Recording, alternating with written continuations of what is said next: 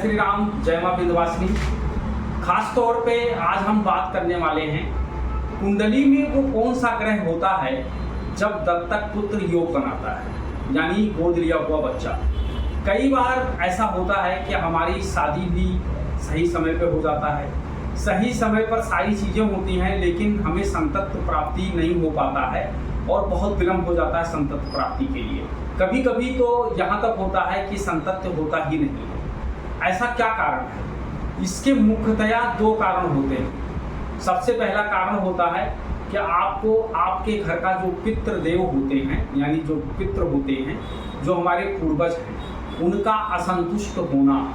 अगर वो असंतुष्ट हो जाते हैं तो हमारे घर में पुत्र रत्न की प्राप्ति नहीं होती है और पुत्र प्राप्त करने में हमको तरह तरह की दिक्कतें उठानी पड़ती हैं। दूसरा नंबर होता है कि जब भी कुंडली के अंदर पंचम भाव में शनि बैठ जाए और पंचम भाव का जो स्वामी है वो पापी ग्रहों से दिष्ट हो जाए, यानी ग्रसित हो जाए, तो ऐसे में क्या होता है कि हमारी कुंडली में दत्तक पुत्र योग का निर्माण कर देता है, यानी गोद लिया हुआ बच्चा, स्वयं का बच्चा ना होना।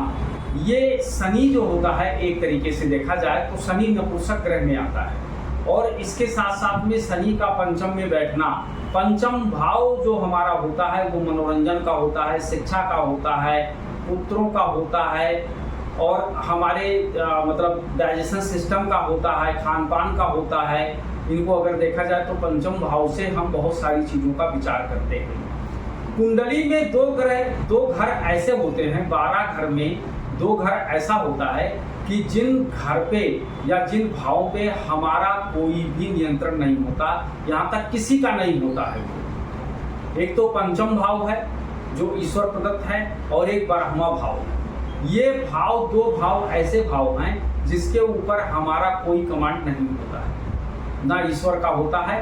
वो तो आपके कर्मों का फल है, आपने जैसा कर्म किया है आपको वैसा फल मिलेगा।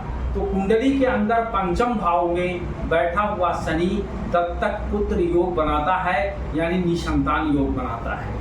इस तरीके से अगर किसी की कुंडली में है तो उनको निम्न प्रकार का उपाय करना चाहिए और आपको उपाय के लिए आप हमारे व्हाट्सएप नंबर पर कॉल कर सकते हैं, हमसे पूछ सकते हैं और आप उपाय करें। आपको उपाय करने के बाद अवश्य संतत्व प्राप्ति होगी, ये बिल्कुल सत्य है। आप हमारे चैनल को सब्सक्राइब और लाइक करें, हम आपको ऐसे तमाम सारी जानकारियां देते रहेंगे। जय श्री राम, जय मां विंध्यवासिनी।